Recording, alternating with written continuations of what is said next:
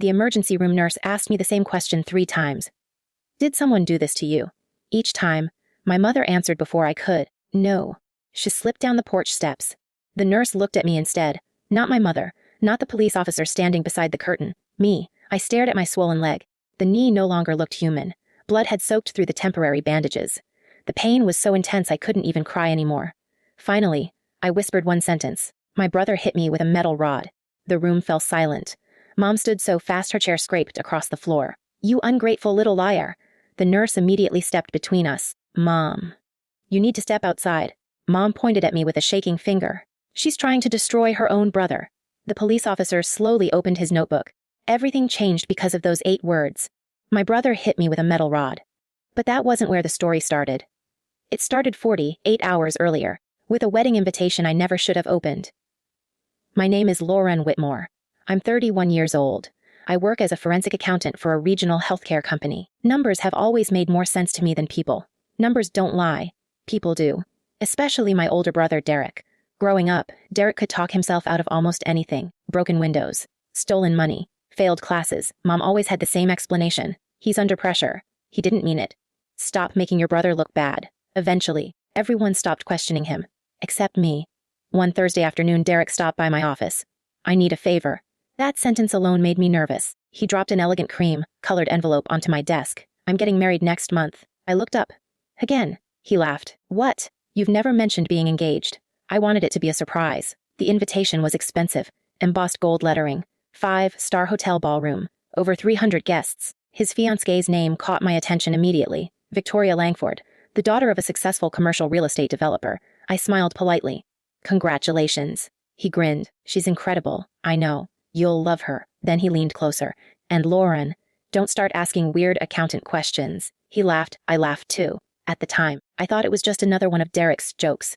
The following evening I attended the engagement dinner. Victoria was kind, confident, smart. She spoke warmly with every server in the restaurant. Halfway through dinner, she excused herself to answer a phone call. Her purse remained beside her chair. A waiter accidentally knocked over a glass of sparkling water. The tablecloth, my dress, her purse, everything was soaked. I'm so sorry, the waiter kept saying. It's all right. I grabbed napkins and carefully helped dry her things. A passport slipped from one of the side pockets. I bent down to pick it up. Another document slid out behind it. A marriage license application. I frowned. It wasn't Victoria's. It belonged to Derek. Only, the spouse listed wasn't Victoria. The name read Emily Carter. Issue date. 5 years earlier. At first I assumed it had to be old paperwork. Then I noticed something else. Attached to it was a certified copy of an official marriage certificate. No divorce decree. No annulment. Nothing. Just a legal marriage that still appeared active. Victoria returned before I could say anything. I quietly placed everything back inside her purse, but something inside me wouldn't let it go. The next morning I searched public court records. Not because I wanted to expose my brother. Because I wanted to prove myself wrong.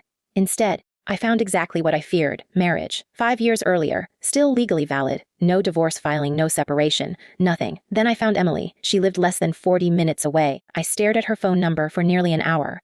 I kept asking myself the same question. What if I'm misunderstanding this?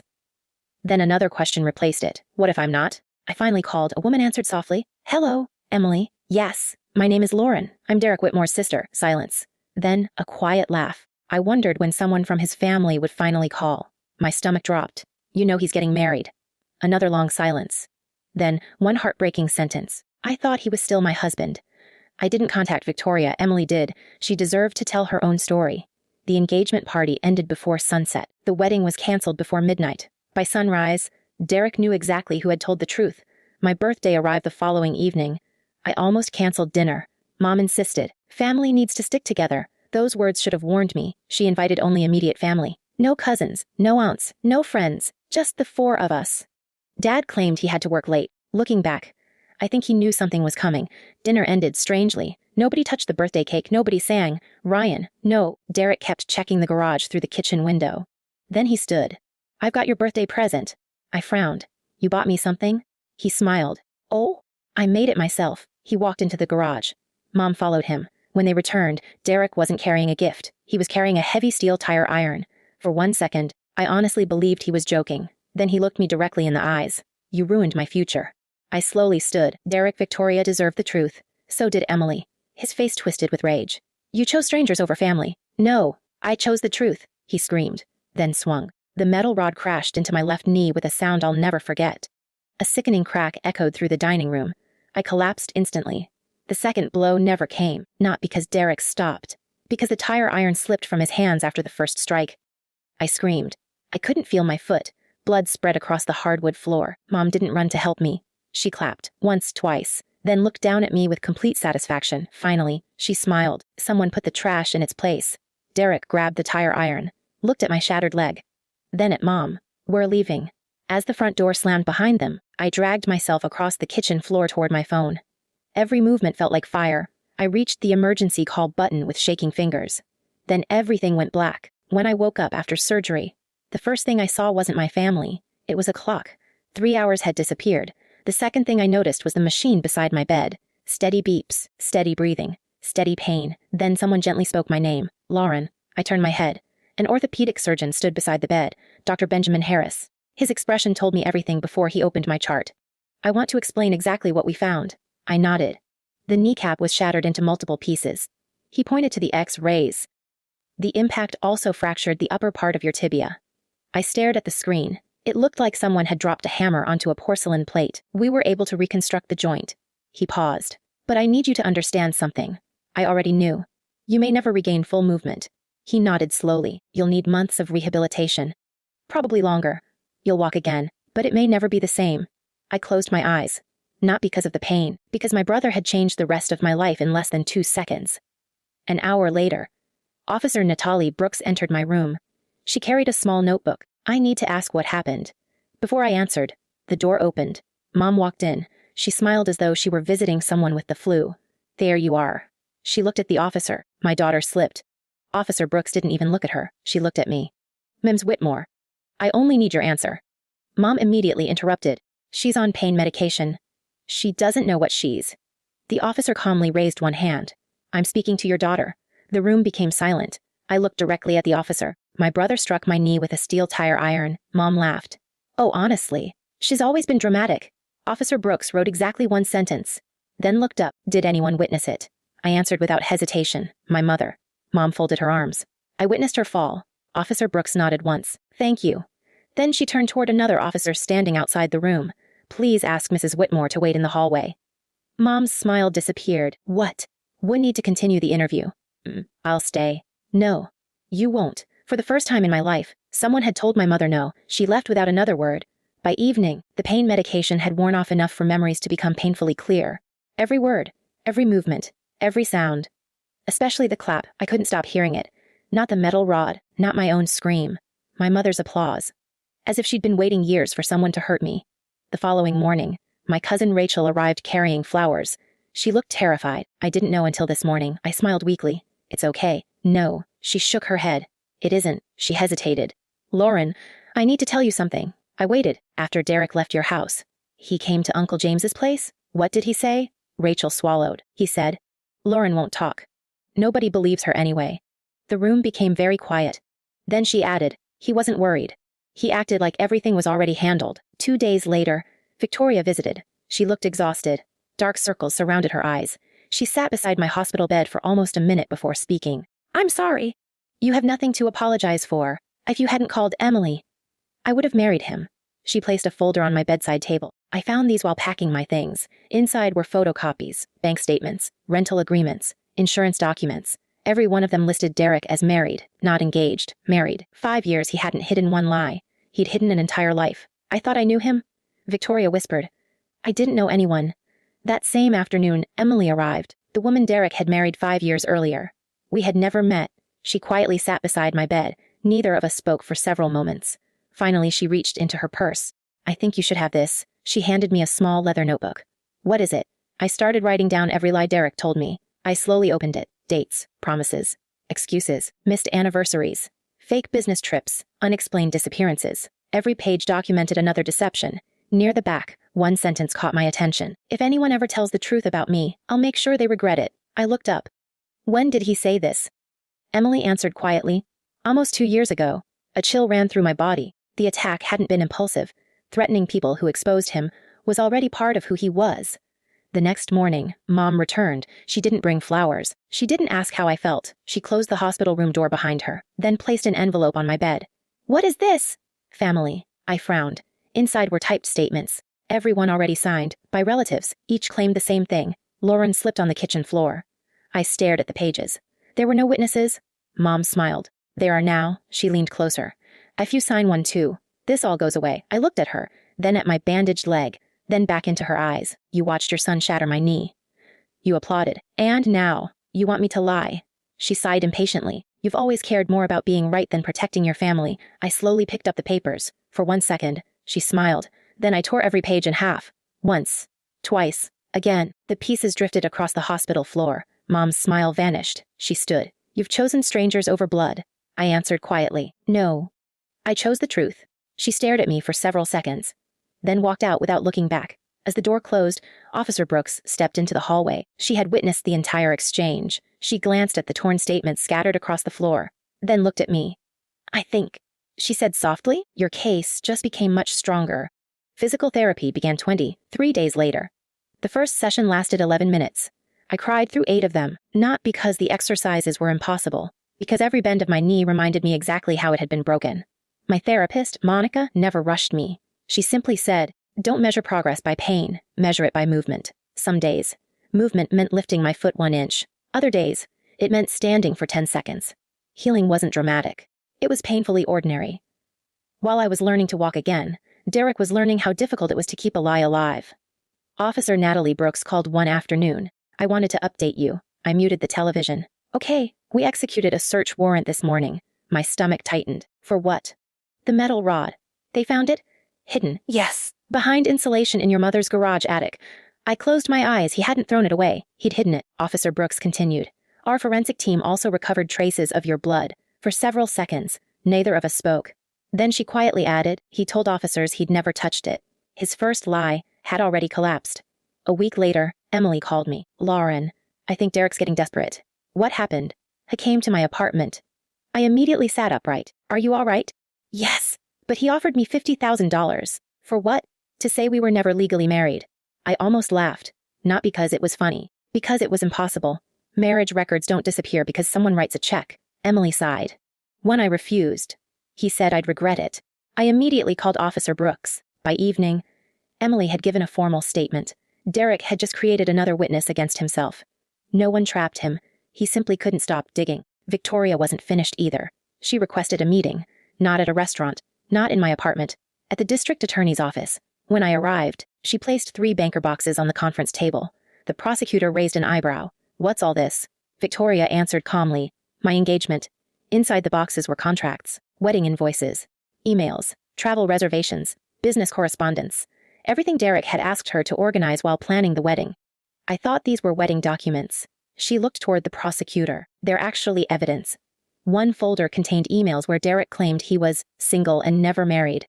Another included loan applications describing himself as unmarried. Then came copies of identification forms that contradicted official marriage records.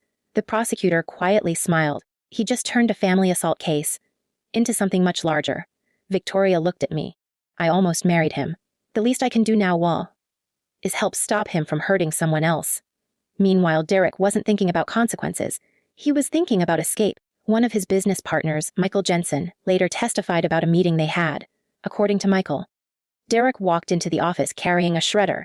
Not paperwork, the shredder itself. He unplugged the office machine, set up his own, then spent nearly 2 hours feeding documents into it. Invoices, contracts, accounting ledgers, employee records. Michael finally asked, "What are you doing?" Derek smiled. "Cleaning." Michael didn't believe him. Neither would anyone else. Because the office security cameras recorded every minute. The footage would later become another piece of evidence Derek never expected anyone to see. My own recovery moved one painful step at a time.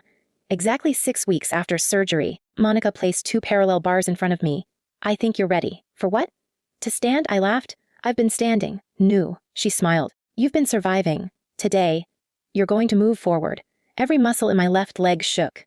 Sweat covered my forehead. The scar across my knee felt like it was on fire. I grabbed the bars, counted to 3, then pushed upward. For the first time since Derek swung that metal rod, I stood without anyone holding me. Only 3 seconds. Then 5. Then 8. "I told you." I looked down at my trembling leg. "No. You told me I'd heal. This, I took one careful step, is something different. That evening I wrote exactly one sentence in my journal. He broke my knee. He didn't break my future. 2 months later, the prosecutor called. Lauren, we need to prepare you. For what? The grand jury returned additional charges. What kind? He didn't stop after attacking you. The prosecutor opened a file. We now have evidence that Derek attempted to destroy financial records, offered money to influence testimony, and threatened multiple witnesses. I remembered something Emily had once written in her notebook. If anyone ever tells the truth about me, I'll make sure they regret it. The prosecutor continued. He thought intimidating people would save him. I quietly answered, it only created more witnesses. She smiled. Exactly. As the call ended, I looked across my apartment. The cane stood beside the door. The hospital bills covered half the dining table. My knee still ached every morning. Nothing about my life felt easy. But for the first time, I realized I wasn't waiting for justice anymore. Justice had already started, not because I chased Derek, because every lie he told after that night became another step toward the truth. The first time I walked into the courthouse, I wasn't ready. Not emotionally, physically. Every step with the cane reminded me exactly where Derek's metal rod had landed. The scar beneath my knee brace still burned whenever I climbed stairs. The elevator was crowded, so I climbed anyway, slowly, one step, pause, another step. By the time I reached the second floor, my shirt was damp with sweat. The pain was real, but so was something else. I hadn't missed a single hearing. Not one. Derek noticed. As deputies escorted him into the courtroom, he looked at my cane and smiled. You still milking that injury? I looked at him calmly. No, I'm living with it. His smile faded. For months he had expected me to disappear. Expected fear, expected excuses. Instead, every hearing I occupied the same seat. Front row, left side, notebook in my lap, cane beside my chair, never once looking away. Outside the courtroom, reporters gathered around Victoria. One asked, "Why are you here?" She answered without hesitation, "Because lies almost became my marriage." Another reporter turned toward Emily. "What do you hope happens today?" Emily smiled sadly. "I hope no other woman has to discover she's married to a stranger." Neither woman spoke with anger. They spoke with relief. That mattered more. Derek's business was collapsing faster than anyone expected. Not because of newspaper headlines, because clients stopped trusting him. One longtime customer canceled a multi-million-dollar renovation project after learning about the fraud investigation. Then another. Then another. His business partner, Michael Jensen, resigned publicly. During a deposition he explained why. "I can survive losing money. I can't survive losing integrity." Within 3 weeks, 4 senior employees resigned. Suppliers demanded advance payment. The company's credit line was suspended while banks reviewed the fraud allegations connected to Derek's financial disclosures. Nothing happened overnight. Everything happened naturally. One consequence led to another. The wedding venue also filed suit. Months before the canceled ceremony, Derek had signed several vendor agreements using information that investigators later questioned. Deposits bounced. Invoices went unpaid. The ballroom manager testified during a civil hearing. We reserved the facility for an entire weekend. We turned away other clients. We were never paid. Another judgment, another unpaid debt, another piece of the life Derek had built on deception quietly disappeared. Meanwhile, my own life remained wonderfully ordinary. Physical therapy every Monday, Wednesday, Friday, work from home in the afternoons, ice packs every evening. Monica refused to let me rush. Your goal isn't walking quickly, it's walking well. One afternoon, she placed a single wooden step in front of me. Today, we're doing stairs. I stared at it. It looks ridiculous. She laughed. To most people. To us, it's a mountain. The first attempt failed. The second hurt. The third. I reached the top. Only one step. But I stood there, smiling like I'd climbed Everest. Healing doesn't always arrive with applause. Sometimes, it arrives one stair at a time. A month later, I returned to the office. My coworkers had quietly rearranged everything. My desk sat closer to the elevator. A footrest waited beneath my chair. Files I used daily had been moved to lower shelves. No one made a speech. No one treated me like I was fragile. They simply made room for the life I now lived. My manager stopped by before lunch. "We've missed you." "I've missed being bored by spreadsheets." He laughed. "That's the most accountant thing I've ever heard." For the first time since my birthday, I laughed without forcing it. That same afternoon, Officer Natalie Brooks called. "I wanted you to know before tomorrow." "What happened?" "The Professional Licensing Board met this morning." I leaned back. "And?" "They issued an emergency suspension. Derek can no longer legally operate under his professional license while the fraud proceedings continue." I closed my eyes, not out of satisfaction, out of recognition. The future he'd tried to protect by attacking me was disappearing anyway. Not because I ruined it, because he'd built it on lies. The following week, I arrived early for another hearing. As I stepped out of the elevator, I found Dad sitting alone on a wooden bench. He looked exhausted. He stood when he saw me. "I've been waiting," I nodded politely. "For what?" "To apologize." I stayed silent. He took a slow breath. "I watched your brother become someone dangerous. I watched your mother defend him. And every time I stayed quiet, I convinced myself I was keeping the family together." He looked down at his hands. I wasn't. I was helping the wrong person. For several seconds neither of us spoke. Finally I answered. "I don't need you to rewrite the past." He looked up. "I know. I just wanted to stop lying about it." I nodded once. "That's a start." The courtroom doors opened. People began filing inside. Dad didn't ask me to forgive him. He didn't ask me to forget. He simply walked into the courtroom and took a seat behind me. For the first time in years, not behind Derek, behind me. It didn't erase what had happened, but it told me something important. The truth had finally become stronger than fear. The courtroom was smaller than I expected. No towering ceilings. No dramatic music. Just polished wooden benches, fluorescent lights, and a judge who had probably heard every excuse imaginable. Yet somehow, it felt like the most important room I had ever entered. Not because Derek was finally going to answer for what he had done. Because I no longer felt afraid of seeing him. I had survived the worst thing he could do to me. Everything after that was simply truth catching up. The prosecutor began with the simplest evidence, the steel tire iron. It rested inside a clear evidence box. Cold, heavy, ordinary. The prosecutor lifted it carefully. This object changed Ms. Whitmore's life forever. No one argued. Then came the photographs. Not sensational pictures, medical images. My X-rays, the shattered kneecap, the fractured tibia, the surgical hardware now holding my knee together. The orthopedic surgeon, Dr. Benjamin Harris, testified calmly. The injury required reconstructive surgery. The patient will likely experience chronic pain. "Will she fully recover?" He answered honestly. "I hope she regains excellent function. But medically, I do not expect her knee to return to its condition before the assault." No one in the courtroom looked at me. Everyone looked at Derek. Emily testified next. She held her marriage certificate in both hands. "I never divorced him."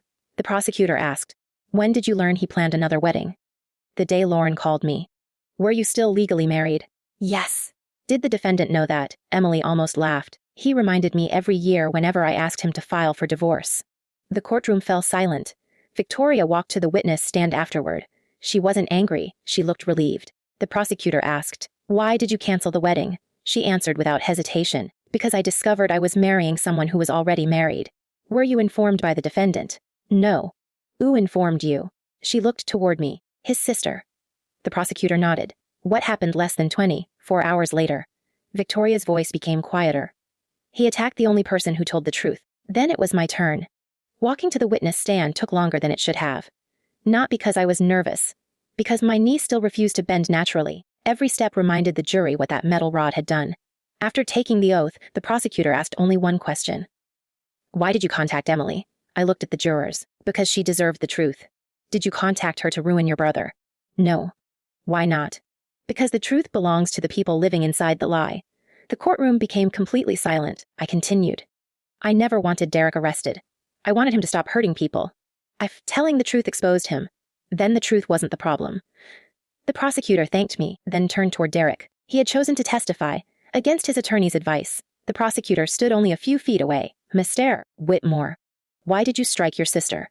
Derek stared straight ahead. "She destroyed my future." The prosecutor didn't raise his voice. He didn't point. He simply waited. Then quietly replied, "No." A long silence followed. Finally, he spoke the sentence no one in that courtroom would ever forget. "She told the truth. You destroyed your own future." No one moved. Even Derek's attorney lowered his eyes, because there was nothing left to argue.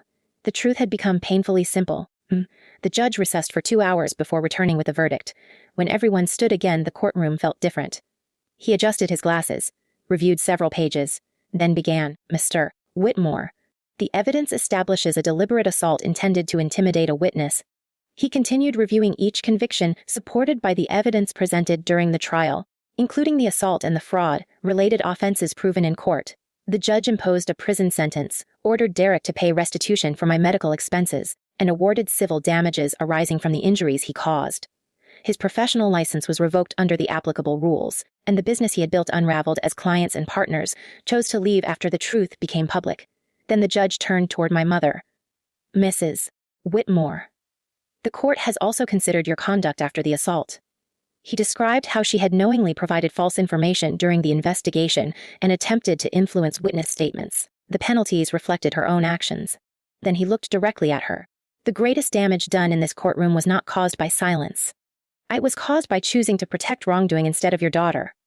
For the first time, my mother cried, not loud, not dramatically, just quietly, as if she had finally realized there would never again be a version of this story where Derek was the victim. As deputies escorted Derek toward the holding area, he stopped beside me. For months, I had imagined what I might say. In the end, I said only one sentence. You broke my knee. But you never broke my character. He opened his mouth, then closed it again. There was nothing left for either of us to say. I watched him disappear through the courtroom doors, not with satisfaction, with peace.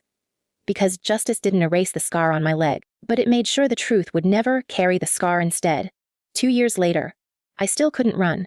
Cold mornings made my knee ache before I even got out of bed. Long walks required a brace. Rainy afternoons reminded me exactly where the steel tire iron had landed. The doctors had been honest. I would recover. I just wouldn't recover completely. Strangely, I stopped wishing for the old version of my life, because the one I had built afterward was stronger. Every Thursday evening, I volunteered at the rehabilitation hospital, not as a doctor, not as a therapist, just as someone who understood what it felt like to believe your future had been stolen. The nurses jokingly called me the woman with the impossible optimism. I always laughed. If you'd met me 2 years ago, you'd know that's not true. One afternoon, a young woman named Chloe refused to leave her therapy room. She had broken both legs escaping an abusive relationship. I'll never walk the same again. She buried her face in her hands. I quietly sat beside her. I know. She looked at my cane. You do, I nodded. Some injuries stay with us, so do some victories. She smiled for the first time that day. Life kept moving. Exactly as life should. One sunny Saturday afternoon, the hospital administrator stopped me in the hallway. Lauren, someone's here asking for you. When I stepped into the lobby, I almost didn't recognize her. Victoria. She looked happy, not the nervous woman who had once planned a wedding with my brother. She was holding the hand of a little girl about 4 years old. The child smiled shyly. Victoria hugged me. I've wanted to do this for a long time. You never needed to. I know. She looked down at the little girl. This is Sophie. Her daughter waved. Victoria smiled. I got married last year. I'm happy. Really happy. I'm glad. She took a slow breath. There's something I've wanted to tell you. I waited. If you hadn't called Emily, I would have married Derek. I would have built a family on a lie. She squeezed her daughter's tiny hand. My daughter would have grown up believing deception was normal. Her voice trembled. You didn't just save me. You saved her. I looked at Sophie. She smiled, then reached into her little backpack. I made this. She handed me a crayon drawing, 3 stick figures, 1 little girl, 1 woman with a cane, 1 bright yellow sun. Across the top, she'd carefully written, Imyofor helpheim gem wimmy.